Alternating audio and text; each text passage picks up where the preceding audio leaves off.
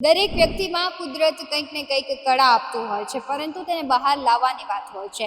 ઘણા માતા પિતા હોય છે, પોતાના જે દીકરા દીકરીઓ હોય છે તેની ખામીથી નિરાશ થઈ જતા હોય છે. પરંતુ આજે જે વાત કરવી છે એક રાજકોટની એવી દીકરીની કે જેણે પોતાની ખામીને છે તે ખૂબીમાં પરિવર્તિત કરી છે. રાજકોટની એક એવી દીકરી જે ડાઉન સિન્ડ્રોમ છે, તેમ છતાં તેમને રાષ્ટ્રપતિ દ્વારા સન્માનિત કરવામાં આવી છે. ત્યારે આપણે તેમના મમ્મી પપ્પા સાથે જ સીધી વાત કરીએ. સૌથી પહેલા તેમની સાથે વાત કરીએ. શું નામ છે તારું? મારું નામ નીતિ રાઠોડ. શું કરે છે તું? હું અહીંયા ધોરણમાં ભણું છું. જે પ્રમાણે આપણે તેમની સાથે વાત કરવાનો પ્રયત્ન કરીએ કે તેમનામાં ડાઉન સિન્ડ્રોમ આપણે એક પ્રકારની ખામી કહીએ, પણ તે ખામીને અવગણતા તેણે તેને ખૂબીમાં પરિવર્તિત કરી છે. અને તે સ્વિમિંગમાં એક પ્રકારનું કહેવાય કે લેવલ જેનું ન હોય તેમ છતાં પણ તેમણે ખૂબ સારી એવી પ્રસિદ્ધિ અને સફળતા મેળવી છે. ત્યારે તેમના મમ્મી સાથે જ સીધી વાત કરીએ. બેન, શું નામ છે તમારું? મારું નામ તેજલ રાઠોડ. હું નીતિ રાઠોડની મમ્મી છું. ખાસ મારે નીતિ વિશે જાણવું છે કે તે કેટલા વર્ષની છે અને કેટલા વર્ષની હતી ત્યારથી તેમણે સ્વિમિંગ ચાલુ કર્યું? નીતિ લગભગ 2012 એટલે 6-7 વર્ષની હતી ત્યારથી સ્વિમિંગ ચાલુ કર્યું છે. અને બાકી એનો શોખ હતો એના માટે એને સ્વિમિંગ ચાલુ કરેલું છે. ખાસ નીતિનું જે રૂટિન હોય એ કઈ રીતનું હોય છે? મોર્નિંગમાં એને સ્કૂલ હોય છે. આફ્ટરનૂન પછી સર જ્યારે એમ કહે કે ભાઈ કોમ્પિટિશન આવે છે તો થોડુંક વધારે પ્રેક્ટિસ કરવાની હોય, કોમ્પિટિશન ન હોય તો રેગ્યુલર પ્રેક્ટિસ કરવાની હોય.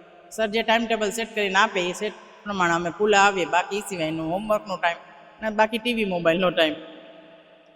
ખાસ નીતિ છે એક ડાઉન સિન્ડ્રોમ પર્સન છે, તો જ્યારે સમાજની સામે તમે જાઓ છો ત્યારે લોકોને કઈ રીતના ફેસ કરો?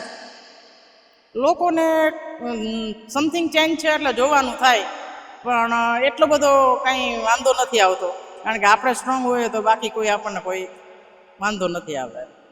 નીતિને આટલું બધું સન્માન મળ્યું, માન મળ્યું, તો તમને કેવું લાગે? નીતિને સન્માન મળ્યું એ મને જ મળ્યું, કારણ કે હું બધે નીતિ સાથે જ હોઉં છું.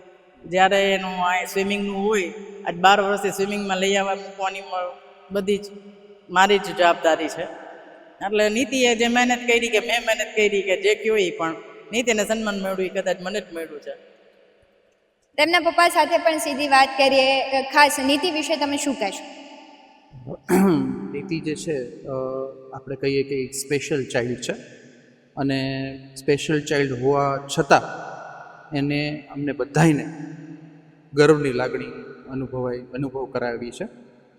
આપણે જોઈએ તો એના પેરેન્ટ્સ તરીકે અમને તો બહુ ગર્વની લાગણી થાય છે.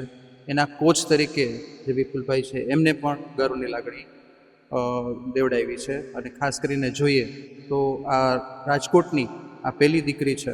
હું રાજકોટ કરતાં હું કહું કે ભાઈ ગુજરાતની આ પહેલી દીકરી છે કે જે ડાઉન સિન્ડ્રોમ છે અને સ્વિમિંગ કરે છે, અને ઓલમોસ્ટ લગભગ જેટલી નેશનલ કોમ્પિટિશન્સ થઈ છે પેરા ઓલિમ્પિકની, એ દરેકની અંદર એને મેડલ મળ્યું છે.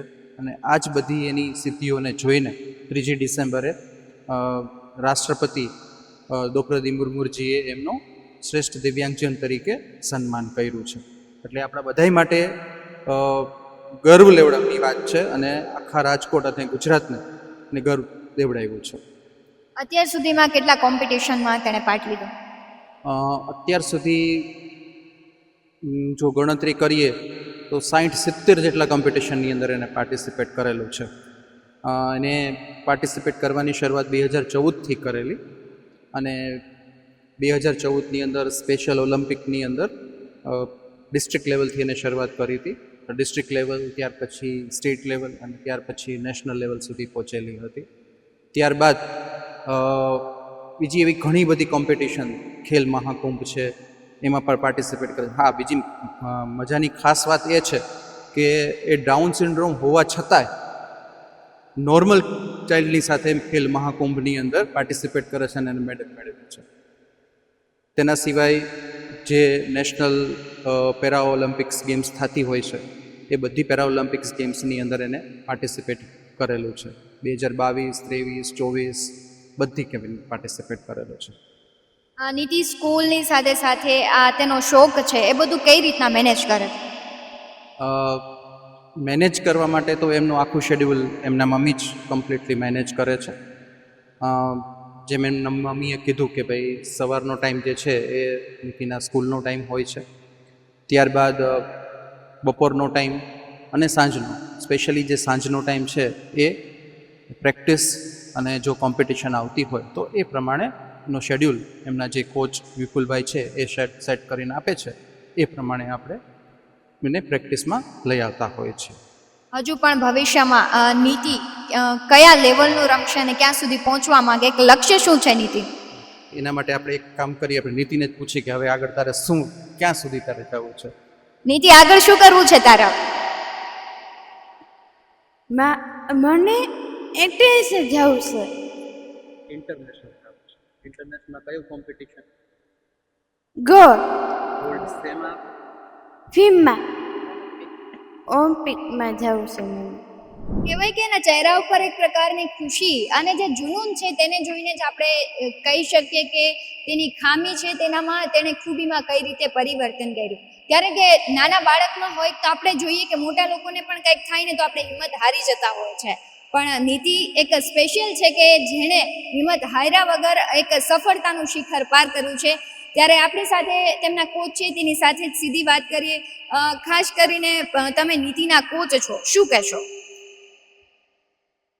કહેવાનું તો આમ તો કાંઈ બહુ છે નહીં, પણ જે નીતિની એચિવમેન્ટ છે કે જે નોર્મલ બાળકો આ એચિવમેન્ટ સુધી પહોંચતા એને વર્ષોના વર્ષો વીતી જાય છે, પણ આ દિવ્યાંગ બાળક હોવા છતાં નીતિએ જે ટૂંકા ગાળામાં એણે આ એચિવમેન્ટ લીધું છે એ એની મહેનતનું પરિણામ છે.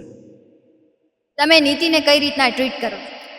હા, મેઇન વસ્તુ તો એ આવે છે કે જે નોર્મલ બાળકને આપણે ટ્રીટ કરીએ છીએ એના કરતાં આ બાળકની સાથે એને જે સમજાવવું પડે છે એના કરતાં આપણે નાનું થઈને એને વસ્તુ આ સમજાવવી પડે છે, અને આને સમજતા થોડોક સમય લાગે છે. જે નોર્મલ બાળકોને લાગે છે એના કરતાં થોડોક વધારે સમય લાગે છે, પણ એક એની ખૂબી છે કે આ બાળકને એક વખત સમજાઈ જાય પછી લાઈફ ટાઈમ એને બીજી વાર સમજાવવું પડતું નથી. જે પ્રમાણે વાત કરી કે નીતિ છે એક આપણે કહીએ કે જેને કંઈક કરવાની ઈચ્છા શક્તિ હોય તે માણસ દરેક કામ કરી શકે, તેવી જ રીતે નીતિએ પણ કરી બતાવ્યું છે. અને નીતિને ખરેખર સલામ આપવું પડે કે તેની જે ખામી છે તેણે ન જોઈ અને ખૂબ આગળ વધી, કારણ કે તેની સાથે જે કોમ્પિટિશનમાં બાળકો હતા તે નોર્મલ હતા, તેમ છતાં તેઓને તેણે હાર આપી અને પોતે એક જીત છે તેનો રસ્તો છે તે ચૂમ્યો છે.